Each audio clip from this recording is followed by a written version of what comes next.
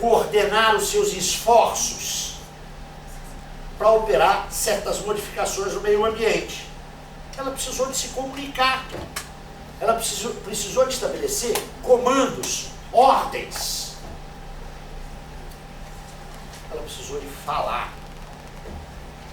A linguagem articulada não é natural. Ela é produto sócio-histórico. Atenção, ela é produto sócio-histórico.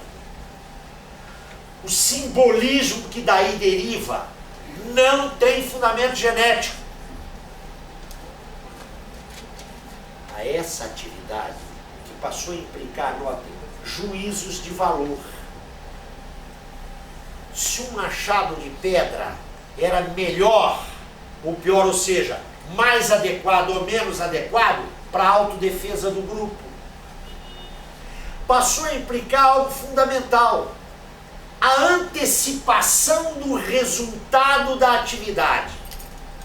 Antes de iniciar a atividade, implica a antecipação do seu resultado.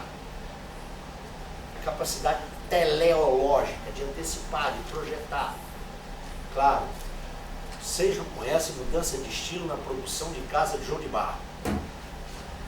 Ele está diretamente ligado ao objeto, não há distanciamento, não há projeção. Se não há projeção, eu não posso variar.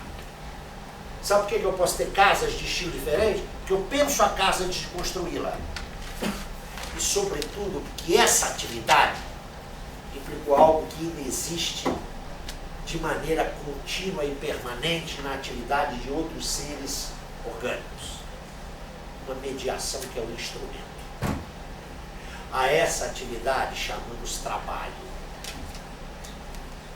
Essa atividade implica um duplo movimento na vida dos homens. O primeiro movimento é o movimento da objetivação, não é? Eu faço algo, eu transformo a matéria. Trabalho estrito sensu implica sempre uma objetivação material. E uma objetivação, notem, que se autonomiza do sujeito, não é? Eu fiz um machado de pedra, outro pode utilizá-lo. Mas implica também um movimento de subjetivização, ou subjetivação. Aquilo que é construído por outrem, eu posso me apropriar simbolicamente e também materialmente. O trabalho é o ponto de ruptura que transforma uma espécie orgânica natural em algo que não é nem orgânico e nem natural, que é o que nós somos. À medida que o trabalho se desenvolve, outras objetivações se realizam. A praxis é o conjunto das objetivações humanas. Insisto, objetivar implica também subjetivar, apropriar-se.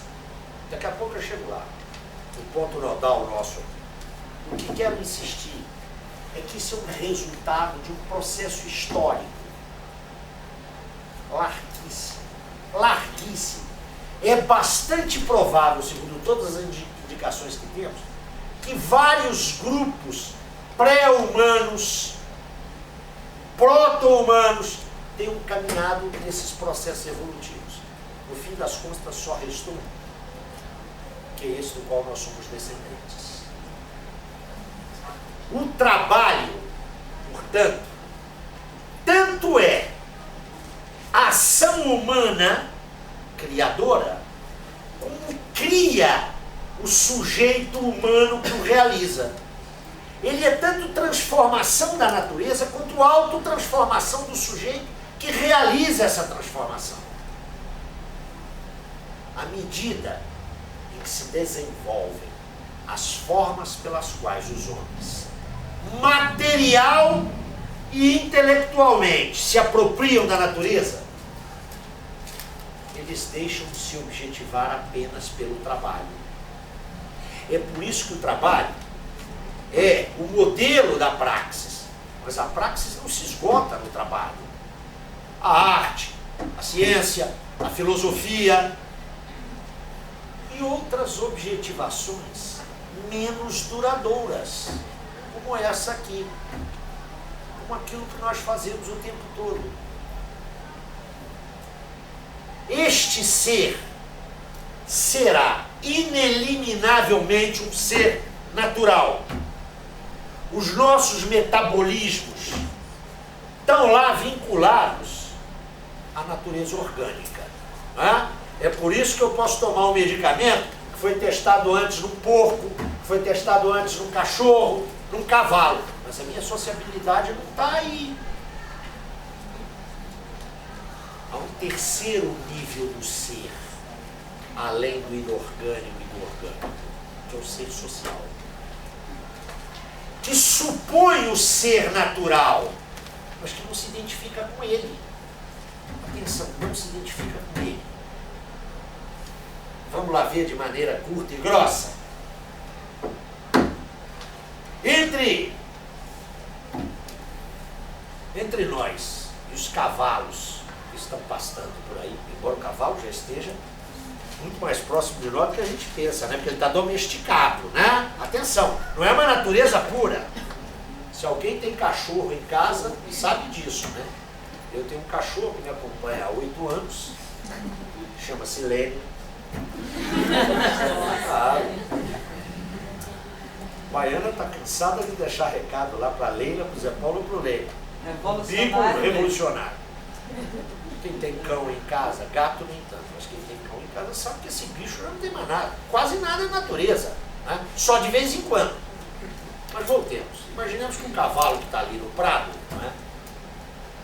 Nós e ele compartilhamos com seres orgânicos da mesma compulsão sexual reprodutiva. É a mesma. Da mesma forma que nele e em nós a fome sinaliza o quê? Carência calórico-proteica. É a fome do cavalo e a nossa fome. Do ponto de vista orgânico, ela é a mesma. Tanto a compulsão reprodutiva sexual quanto a fome. Não me parece que vocês conheçam quando uma égua está em cio, um cavalo se aproxima, olha a altura dela, vê se ela é malhada, vê se ela é simpática. Ah? O carecimento é o mesmo, a forma de realização é completamente diferente. Né? As pessoas não estão aqui, machos e fêmeas, estão aqui homens e mulheres. Né? Então o contato, a compulsão aqui é filtrada, é mediada pela relação de confiança, de afeto, de respeito e submetida a um conjunto de ritos sociais. A fome. Você não come depois de 6 horas sem comer, ou 8 horas faminto, eu jogo um pedaço de carne no chão, você não vai comer. Você sacia, satisfaz essa necessidade por um conjunto de mediações culturais, aqui no nosso caso, o alimento cozido, segundo determinadas regras de higiene, e mais, segundo um certo ritual. Isso é a sociabilidade. E ela não está submetida à legalidade orgânica. Da mesma maneira que a legalidade orgânica não pode ser transladada ao ser inorgânico e vice-versa, também não se pode trasladar ao ser social a legalidade daquilo que é estrutura do ser social, que o ser social supõe, mas que não é social. Me faço entender? Qual é o desafio dessa proposta? É descobrir as regularidades, a dinâmica e a estrutura do ser social. E é evidente que isso passa pela antropologia, pela sociologia, pela psicologia. Na verdade, passa por uma teoria social que seja capaz, não apenas de me reproduzir idealmente aquilo que é macroscópico, a história, a sociedade ou a cultura, mas que me forneça instrumentos heurísticos que me permitam compreender os indivíduos sociais. Eu estou convencido de que essa matriz teórica é a única que permite desnaturalizar sem cair no conservadorismo. Por quê? Porque, no fundo, eu estou tratando de uma ontologia do trabalho. Não é?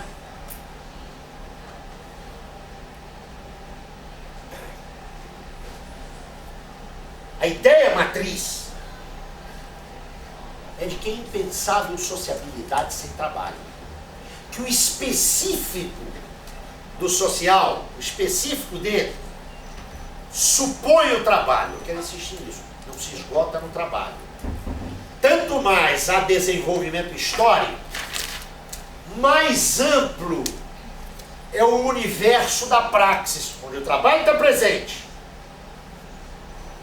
Mas esse universo se enriquece com objetivações de outra ordem, que não são as objetivações do trabalho. Mas o que ancora essa concepção é o trabalho. Se é o trabalho, do ponto de vista sócio-histórico e sociopolítico, essa concepção tem implicações. Ela não é inocente. Ela tem que apostar todas as suas fichas na constituição de uma ordem social onde o trabalho seja atividade livre e emancipadora. O que colide frontal e diretamente com a ordem social burguesa. Por isso essa concepção, notem, independentemente dos desdobramentos políticos dela, que podem ser muitos, atenção, o ir além da ordem burguesa abre um horizonte de possíveis.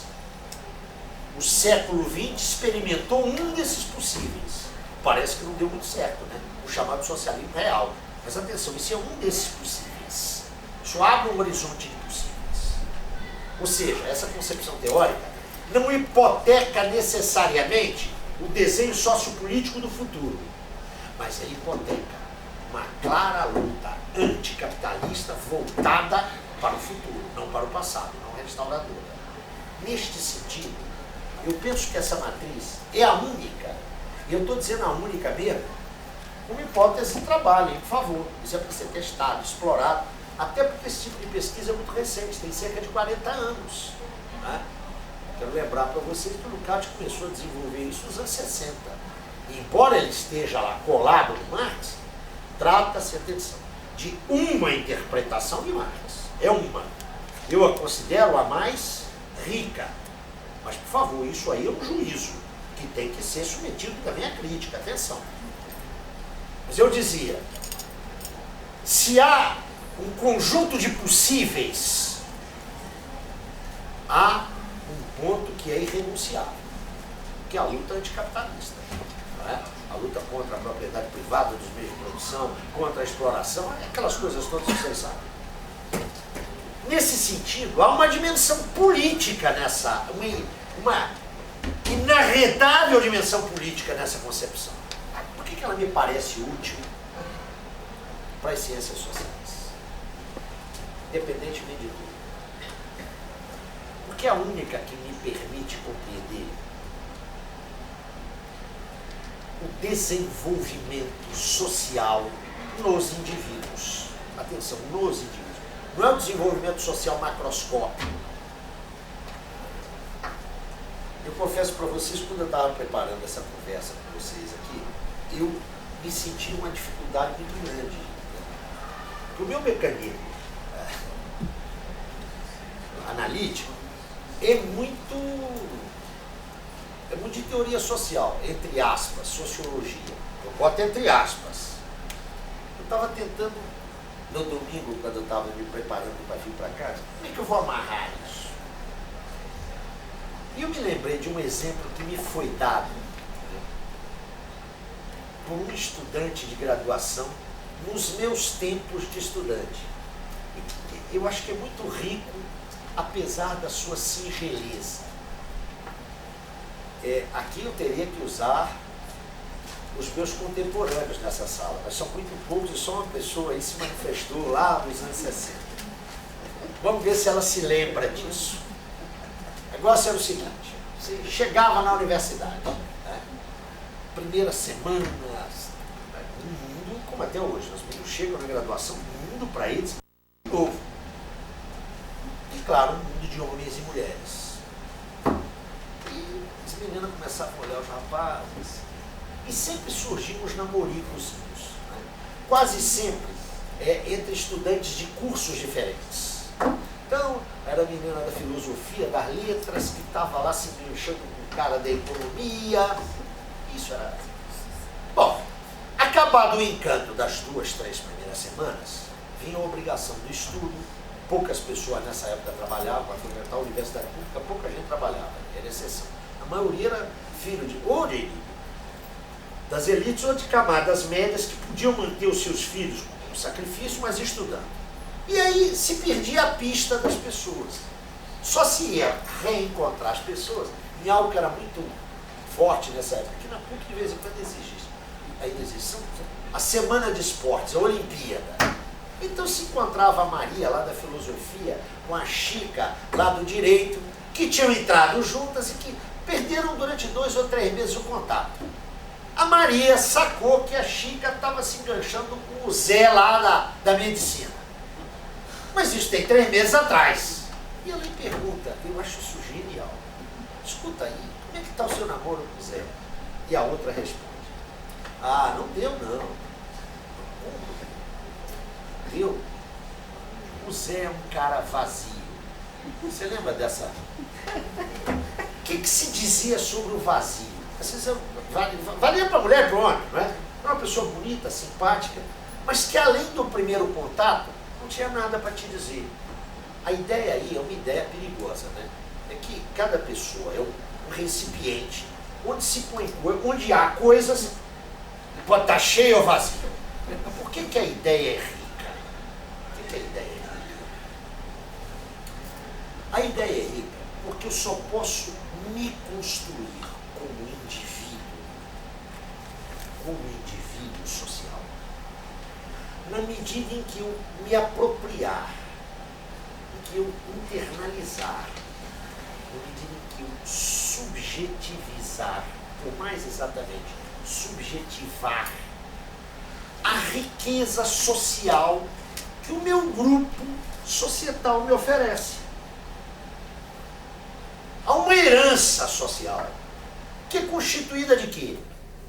É aquela praxis que veio sendo construída, que é objetiva. Eu me aproprio dela. Eu serei tanto mais rico subjetivamente, quanto mais eu puder me apropriar. Eu não serei, aspas, vazio. Por isso eu fiz referência a isso. Essa apropriação é uma apropriação extremamente criativa, que põe um papel ativo ao sujeito.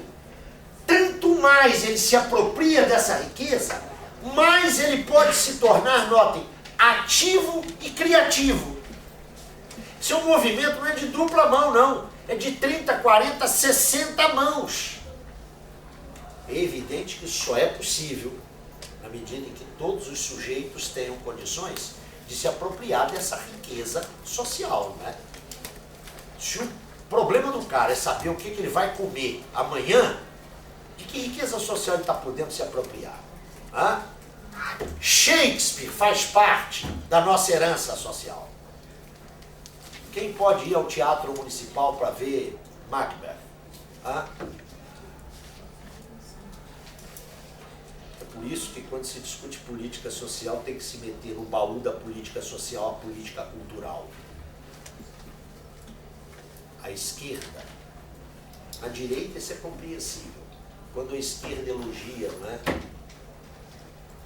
a cultura dos simples, ela está jogando contra ela.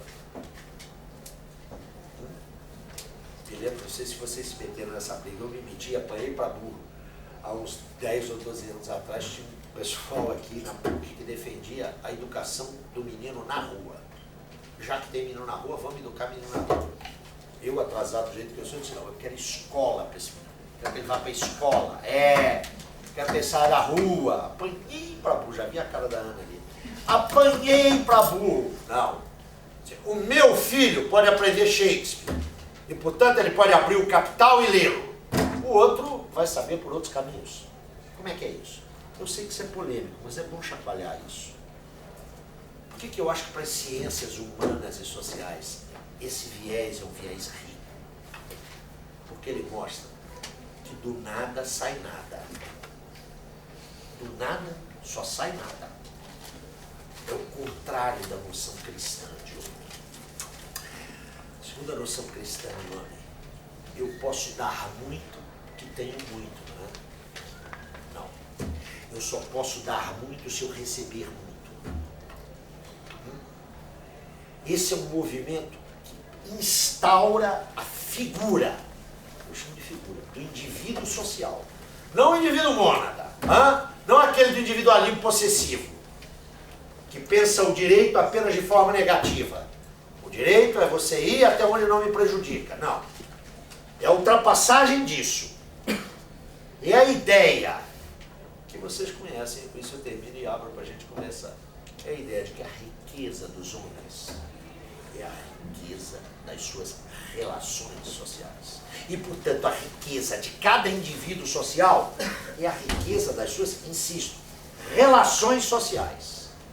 Nós abandonamos claramente o domínio da riqueza do ter e ingressamos no domínio da riqueza sócio-histórica do ser.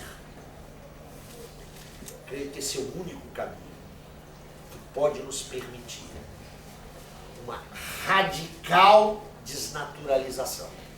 Por que radical? Porque ela não leva ao conservadorismo. Mas essa é uma hipótese de trabalho. Segundo alguns informantes que eu tenho, agora isso aqui já é irresponsabilidade.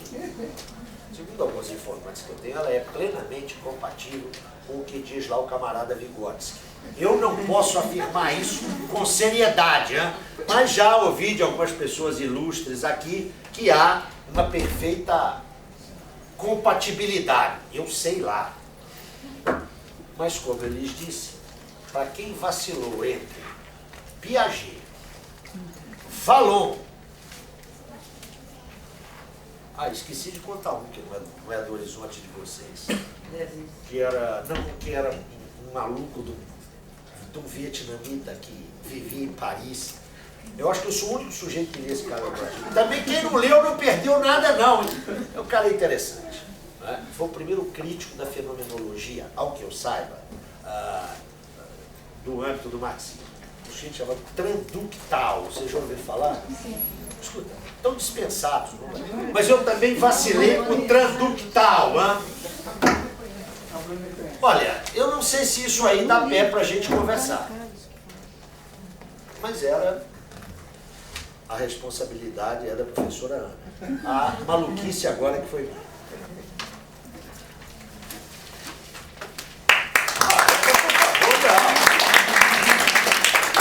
Faz muito sentido. Agora vamos conversar. Se é que há algo para conversar. Nós só tem problema de tempo, né? A nossa menina, quando chegar a sua hora, você pode desligar a sua máquina e... Tem que explicar que o desligar daquela máquina desliga sinal que vão nos ar fechar aqui, aqui. Eles estão avisando que vai começar a fechar. Então, isso é uma coisa importante porque tem mas por caso a gente trabalhador aí, senta ali no corredor. Mas aí acho que ainda temos, não sei que horas são. 15 para as 10. Nós temos aí, acho que dá para empurrar um pouquinho. Ela tem hora ali, precisa desligar a máquina dela, mas acho que até 10 horas a gente empurra, depois não dá mais.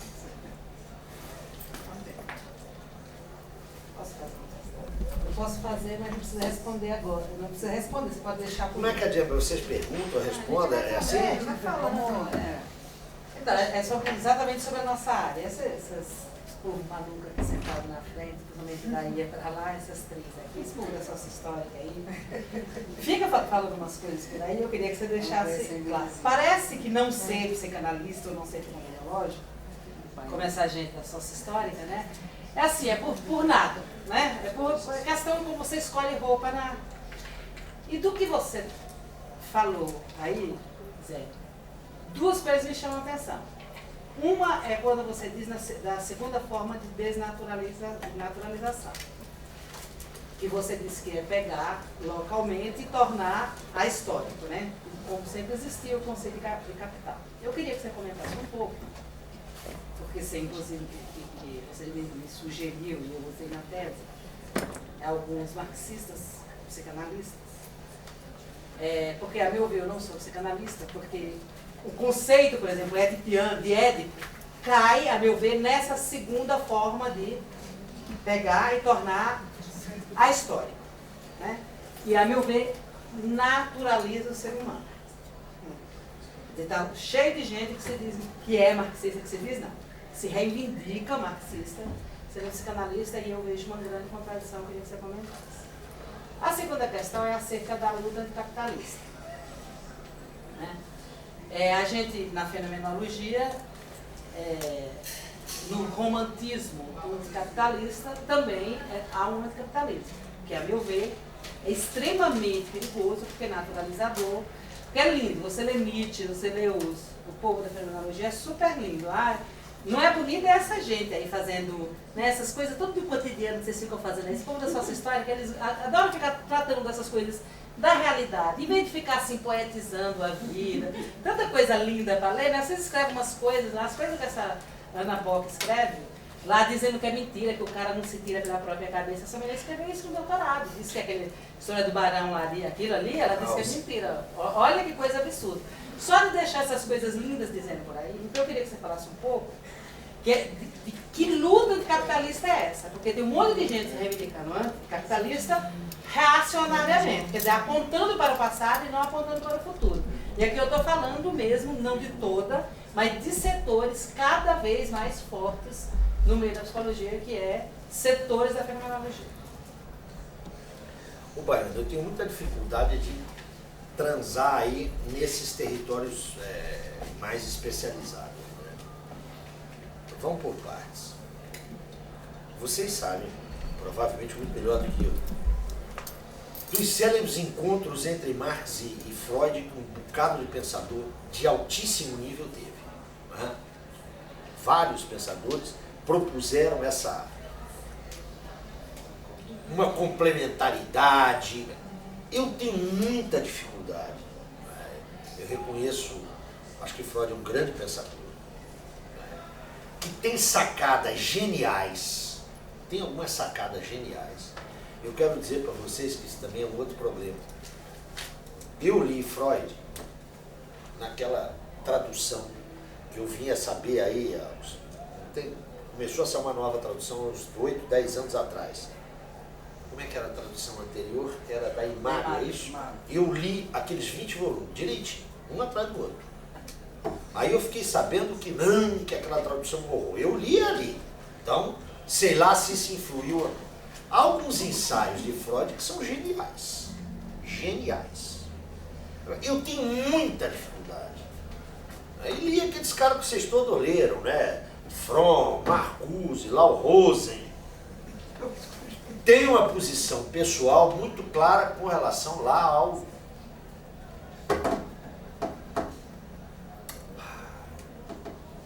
foi para os Estados Unidos, o cara que era do PC alemão, Reich. Eu acho que Reich, se tem algum Reichiano aqui, por favor, me perdoe, é resultado da minha ignorância. Eu acho que ele fica muitas vezes entre o discurso racional e o delírio mais lascado. Mas isso é a minha impressão, não acho que são os únicos. Agora, qual é a minha dificuldade? É uma dificuldade de natureza metodológica. E, portanto, eu sou muito cuidadoso nisso. Conto muitas piadas acerca da psicanálise. Me divirto muito, eu tenho alguns amigos psicanalistas, sobretudo os lacanianos, né? Que é um negócio ótimo, aquele negócio do tempo lógico deles, quer dizer, eles estão de saco cheio com o cliente, acabou o seu tempo lógico, mas não tem diferença na cobrança da consulta. Né? Mas sabem qual é a minha dificuldade? A minha dificuldade é a seguinte: o que é determinante no pensamento do Freud com relação ao comportamento dos indivíduos? É o passado. Há uma hipoteca de passado, que eu acho que não é sem sentido. Atenção. O passado está aí, não é? Os mortos governando os vivos. Agora, o que eu sinto quando leio, quero dizer também o seguinte, eu li Freud, né? Os freudianos eu não li, não é meu pedaço, né? Aquele negócio do Paulo Maluf. Não converso com o porteiro do circo, eu quero conversar com o dono. Fui lá direto. Fazendo a ressalva que eu li nessa tradução que está todo mundo dizendo hoje que não vale nada, né? Então, quando sair a nova inteira, e se eu estiver vivo, eu vou repassar. É que eu acho que, não, tenho convicção disso. Em Freud, essa hipoteca do passado é determinante. Ela não é exclusiva, mas ela é determinante. Ora, a tradição intelectual a qual eu me filio tem no futuro a sua categoria temporal básica. Não é? O que é forte na tradição marxista é a perspectiva histórica do futuro. Não é por acaso, né, que Marx uma vez andou dizendo, olha, eu preciso do recorte do passado, mas é a forma mais desenvolvida e mais complexa que explica, que me permite compreender a forma menos desenvolvida. Então eu tenho eu estou convencido. Agora, isso também, por favor, aquele negócio, eu não escrevo isso não, hein? Eu não me meto a escrever sobre isso. Já está gravado ali, né? Eu acho que são perspectivas incompatíveis. Posso só fazer um parênteses? Por favor. Você falou que leu um pouco Piaget. Tem uma frase de um autor conhecido na psicologia, não sei se você conhece, chamado Jerome Brunner, que ele coloca que quando ele explica desenvolvimento humano, ele coloca que o Freud explicou o desenvolvimento humano a partir do passado, o Piaget a partir do presente e o Vygotsky a partir do futuro. Vocês já viram que a moça ali faz propaganda de um dos três, né? Tá claro isso, né? Agora deixa eu voltar ali para a questão da Bahia. A segunda, então eu acho que esse encontro, quando acontece, é complicado demais. Ele é muito complicado. Para minha cabeça, agora eu sou um não especialista, por favor. Segundo o capitalismo, anticapitalismo romântico, eu diria que essa é das categorias teóricas mais brilhantes que o Lukács desenvolveu. Não é? Uma categoria riquíssima, que está sendo objeto, nos últimos 10 anos, de uma retomada pelo Michel Levy, que tem retrabalhado muito isso, separando-se claramente da análise original do Lukács, não é? Mas o Michel tem investido muito nisso. Acho que isso é uma categoria brilhante.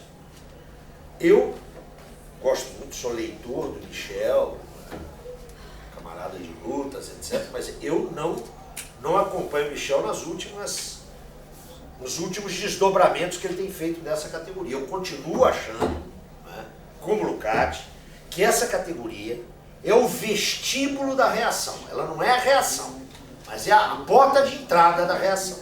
Né? Agora, eu acho que isso tem a ver com um clima de época. Né?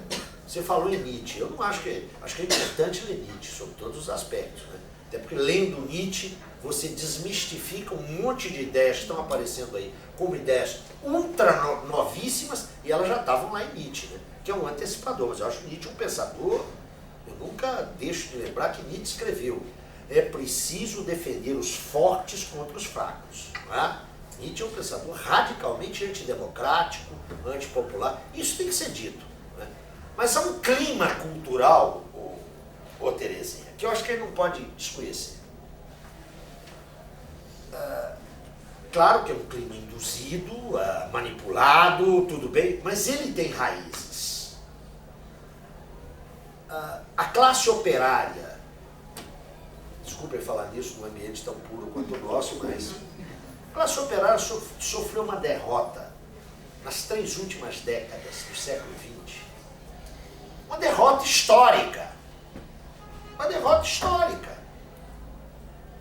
Ela não sofreu essa derrota por debilidades de si mesma, não é? Teve uma ofensiva orquestrada do capital, que está aí hoje, não é? Fortíssimo, mas também por debilidades da classe operária, por erros de suas vanguardas, por falta de preparação teórica para enfrentar o debate de ideias. Todo o clima de derrota é um clima de pessimismo. Ou então, de otimismo irresponsável, não é? Então as pessoas estão falando aí preciso reinventar as utopias, né? Não tem nada estabelecido. Estou convencido, tem uma... Não sei se vocês conheceram um pesquisador uruguaio que viveu aqui no Brasil, a parte essencial da sua vida, o René Armand Dreyfus.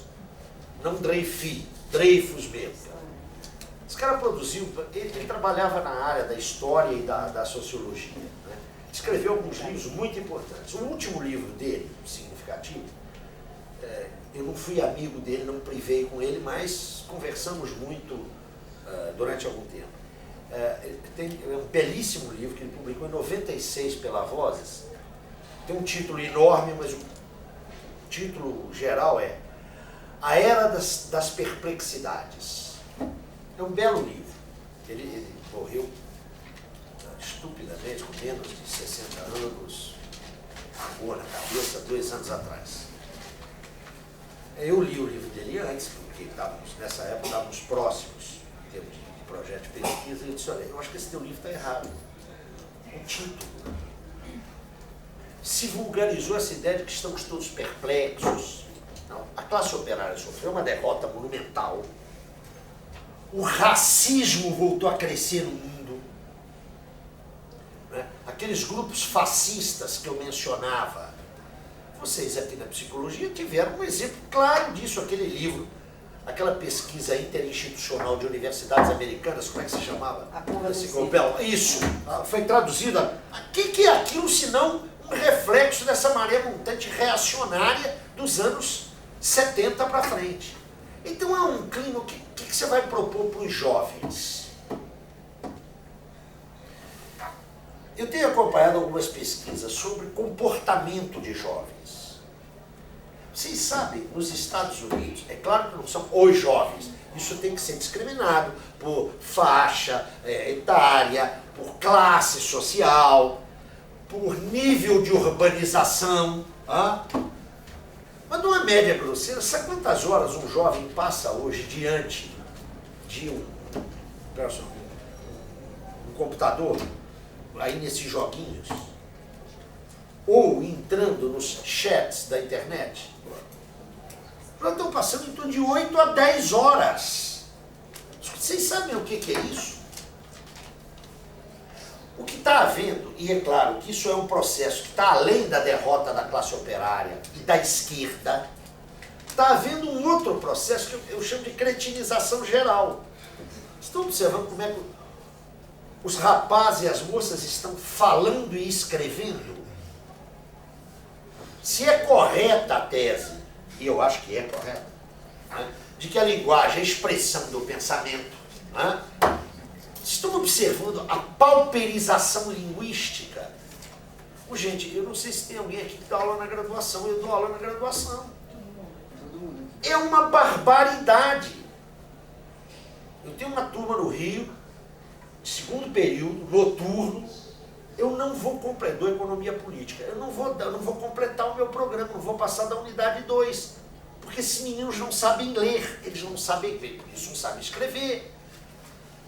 Esse plano de cretinização geral que você descobre aqui no Brasil de uma determinada maneira, na Europa de outra maneira, na América do Norte de outra maneira, isso faz com que a herança cultural de que somos legatários, aquela riqueza de relações sociais que você incorporou pela leitura, pelo conhecimento adquirido das mais variadas formas, pela viagem, pelo cinema, pelo contato com os companheiros. Já observaram como é que os professores das universidades conversam um pouco entre si? Uma coisa que me chama muita atenção, a gente já participou, eu e você, disso junto. Me lembro com uma banca, todos nós, todos, eu não me lembro quem compunha, mas eu lembro que você estava.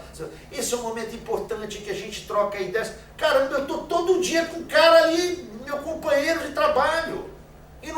E isso acontece na banca.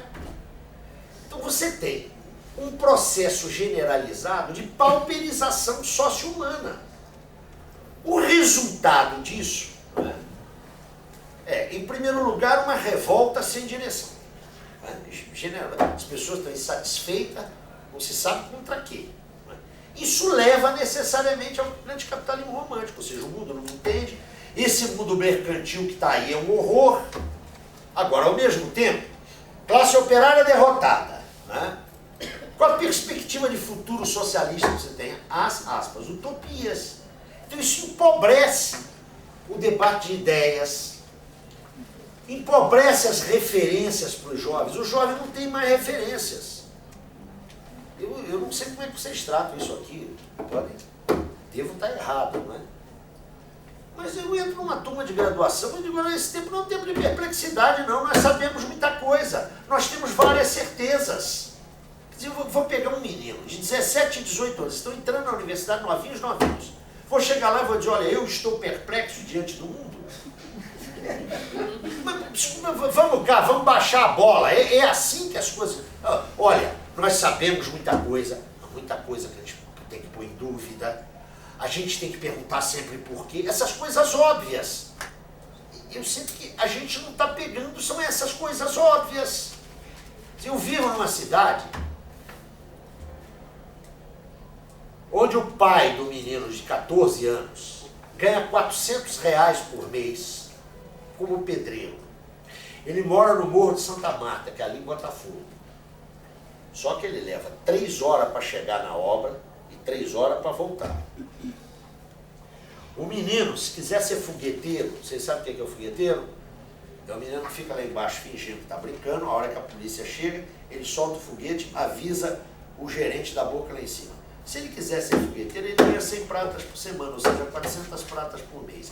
É claro que ele é o primeiro a ser apagado pela polícia, é óbvio. Eles identificam, o menino soltou o foguete e matam na hora. E nós? Tudo bem que é Lukács, Vygotsky, mas isso tem que ser instrumento para mudar a vida dessa sociedade, caramba. Ou não? Quando você não dá referência aos jovens, nem referências políticas, nem teóricas. E aqui eu quero discutir teoria, você não dá referência teórica. Todos os paradigmas estão colapsados. Né? Quer dizer, então agora é a pós-modernidade. Já está essa pesquisa social que está aí, em que o sujeito entrevista. Desculpem. Né? Eu quero dizer que eu também participo disso. Tá? Eu faço parte disso também. Não estou jogando pedra nos outros. Mas estou ficando cada vez mais cansado e estou louco para me aposentar. O Sheik faz 3 entrevistas e escreve uma tese. É meio complicado isso, não é? Para mim é meio complicado. Notem, ciências sociais estão derivando num empirismo, que é uma coisa impressionante. Um empirismo impressionante. Mas, num relativismo, tudo é válido. É o clima dessa época. Eu acho que temos que entender isso. Que aí a saída romântica baiana, do anticapitalismo romântico, é aquilo que se apresenta a muita gente séria como moralmente adequada. Não faço parte disso aí. Então é um protesto individual, assim. Mas também, você vai dizer para os meninos o quê? Quando a gente diz a dura realidade, não é? Estamos vivendo um período de barbarização da vida social. Vocês viram aquela matéria que saiu no Fantástico, que vai virar filme, documentário, TV, fala-se Bill, sobre os falcões do tráfico. Vocês viram aquilo? Eu não vi ninguém protestar contra aquele material. Aquilo é um escândalo. O problema do tráfico está na favela, com pobre, preto e adolescente. A Avenida Vieira Soto não aparece. O sistema bancário financeiro, que viabiliza, não é, toda essa troca de dinheiro, não aparece. Ninguém protestou contra isso. Todo mundo achou que foi uma denúncia. Aquilo é um escândalo, gente. Onde é que está o nosso debate de ideias em torno disso? Já observaram o que nós, eu não estou falando dos outros, nós estamos debatendo as grandes questões nacionais? Isso aqui não é uma visão saudosista não, hein? Atenção. Olha como é que a gente veio caminhando. Os anos 60 foram dominados pelo debate dos sociólogos. Isso era um debate em torno de quê? A briga do Florestan em defesa da escola pública. A discussão da modernização no Brasil, a discussão do subdesenvolvimento. Isso foram os anos 60. Vem a ditadura. A única forma de você enfrentá-la era através da crítica política e econômica. Então a década de 70 é a década de quê? É a década do debate da macroeconomia. É até engraçado lembrar esses nomes, né? Ele foi ministro da Educação e fez aquilo que a gente sabe, mas nessa década ele foi importante. Eu estou me referindo ao Paulo Renato. A gente não pode perder a memória histórica, né? Um texto de 1969 absolutamente fundamental, de um jovem economista exilado no Chile e uma professora mais velha. Me refiro a Maria da Conceição Tavares e o Zé Serra, sobre distribuição de renda. Os anos 70 é o debate dos economistas. Surge aqui o grupo da Unicamp. E os anos 80? Os anos 80 são da teoria política. Leiam os analistas políticos entre 80 e 85. Eu já fiz essa pesquisa. Quero publicá-la mais tarde. Todas essas grandes figuras. Como é que a ditadura vai acabar? Como é que vai se transitar para a democracia? Todos eles deram os caminhos. A realidade foi um outro lado. Mas eles continuam doutrinando aí até hoje. Aí vem a virada dos anos 80. A antropologia torna-se a ciência da moda. Vocês observaram isso? Note, eu não estou falando aqui sacativamente, não. A antropologia entra na moda. Não tem mais tribo para estudar, né? Então eles estão estudando mesmo, os sociólogos estudam, mas insistem que tem um olhar. E agora ninguém mais tem método, agora tem um olhar. Né? Há um olhar antropológico, um olhar sociológico, suponho que deva haver um olhar psicológico. Na fenomenologia isso tem sentido, atenção. A gente nunca teve método, a gente sempre teve olhar. Na fenomenologia isso tem sentido, na outra tradição não tem. Vai ver, com a antropologia veio o relativismo. E aí veio... Você não foi embora não, né? Porque eu vou falar agora que elas vão me bater. Fechava a história. Veio a psicologização de tudo. Tudo. Não é? É a Maria, sei lá das contas, que produz um texto para explicar psicológico. Olha, Durkheim pode ter cometido vários erros. O saber se inclina ante o cronômetro. O Durkheim pode ter cometido vários erros, mas numa coisa ele acertou. Sempre que você encontra uma explicação psicológica para um fato social, pode ter certeza que está diante de uma falsa explicação. Isso é Durkheim. Briguem com ele. Notem, o que você tem hoje nas ciências sociais? Eu não conheço o panorama da psicologia, mas quero dizer para vocês o seguinte, eu conheço o panorama da sociologia, da antropologia e do serviço social. Atenção. É um negócio, as pesquisas se notabilizam pela insignificância social dos seus objetos. Tem significação... Olha, é do pedaço de vocês, né? Eu tenho um colega, que eu devo dizer que é um colega sério. Já que isso está ficando gravado aqui, eu tenho que ir. Ele está dando um curso na pós-graduação, lá na unidade do trabalho, sobre a morte. Eu quero dizer o seguinte, eu acho que a morte é um assunto sério demais, aí não deve brincar com isso. Não é por acaso que o cuidado com os nossos mortos é algo que ocupa todas as culturas.